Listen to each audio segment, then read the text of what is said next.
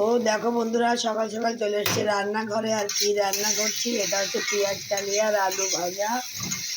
Already বসিয়ে দিয়েছি, অর্ধেক ভাজা হয়েও গেছে। তো পেঁয়াজ কালিয়া আলু ভাজা করব।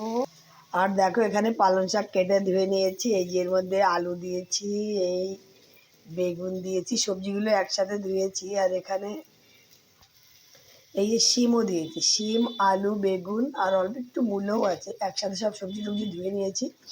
এটা দিয়ে করবো পালং শাকের ঘন্ট। এদিকে দেখো কড়াই গরম হয়ে গেছে, কড়াইতে তেল দিয়ে দিলাম পালং শাকটা করার জন্য। এখানে দিয়ে দিলাম 5 ফোড়ন। তো দেখো বন্ধুরা, 5 ফোড়নটা ভাজা ভাজা হয়ে গেছিলো, শাকটাকে আমি দিয়ে দিলাম।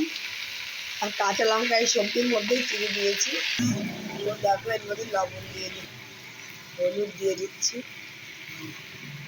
তো দেখো লবণ হলুদ দিয়ে শাকটাকে আমি ঢেকে দিচ্ছি, নাহলে নাড়াতে পারছি না, কড়াই ভরে গেছে। তো 5 মিনিট ঢাকা দিয়ে রাখবো, যতক্ষণ জলটা গলে শাকটা কম হয়ে যাবে, তারপরে আমি ওটাকে নাড়িয়ে দেবো। আর এদিকে পেঁয়াজ কালিয়া আলু ভাজাটা অনেকটাই হয়ে যাচ্ছে, আর একটু হবে। এটাকে নাড়িয়ে দিলাম।